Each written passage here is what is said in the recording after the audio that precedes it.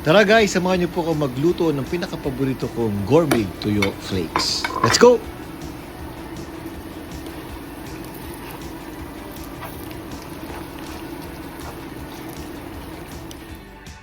So guys, ito na nga yung mga ingredients natin para sa ating gourmet tuyo flakes. Siyempre yung tuyo, hindi pwedeng mawala.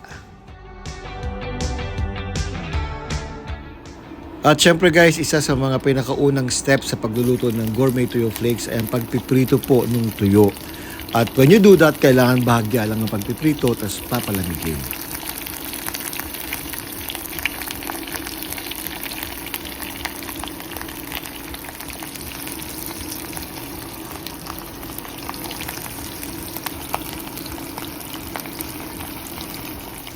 At yung garlic na kailangang pinuhin, kaya napino ko na siya guys. Ayan.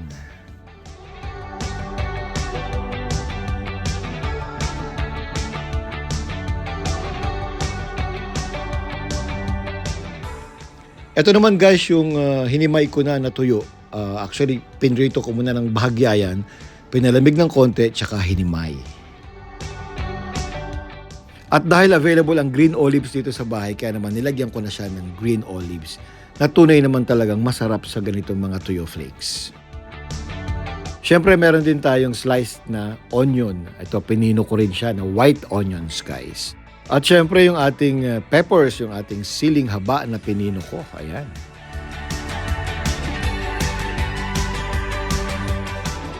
And of course, guys, ang olive oil. Ito talagang ginagamit ko dito sa aking tuyo flakes. There you go guys, ito nga yung mga ingredients na kailangan natin sa ating gourmet tuyo flakes. Kaya naman, ready na akong simulan ang pagluluto dito guys para matikman nyo na. So let's go!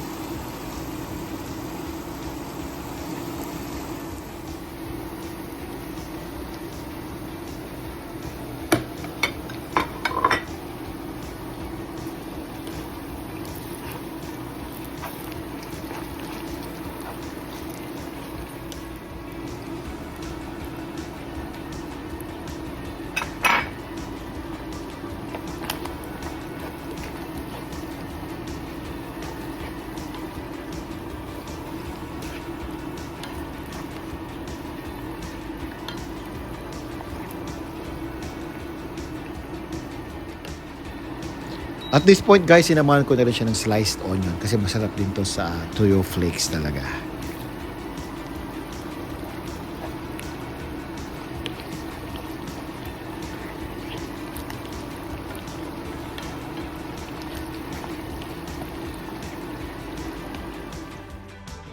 Pronto guys, we got our gourmet tuyo flakes ready. So kaya naman, mag-prepare na kayo ng inyong mga steam rice, mga white rice dyan. At tara, samahan nyo po akong kumain ito. Go, go, go!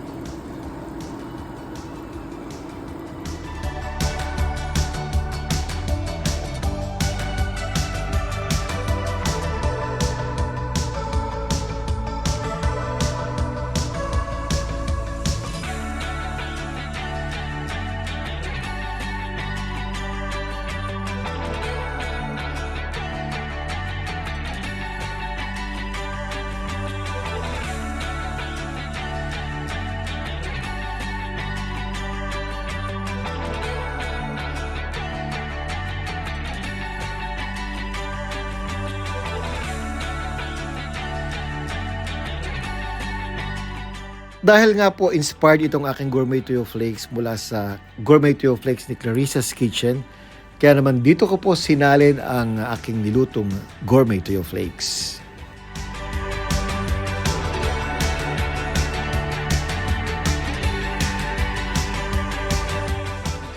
At dahil nga si Clarissa ay ang aking wife, kung saan siya rin ang nagmamayari ng business na ito, ang Clarissa's Kitchen, kasama ang gourmet tuyo flakes sa mga produkto niya, dito ko na rin sinalin kasi may empty bottle ako. And for those of you who wants to order, comment down below. Go at mag-usap tayo. Thank you for watching, guys, and see you again on my next vlog. Bye guys, thank you so much.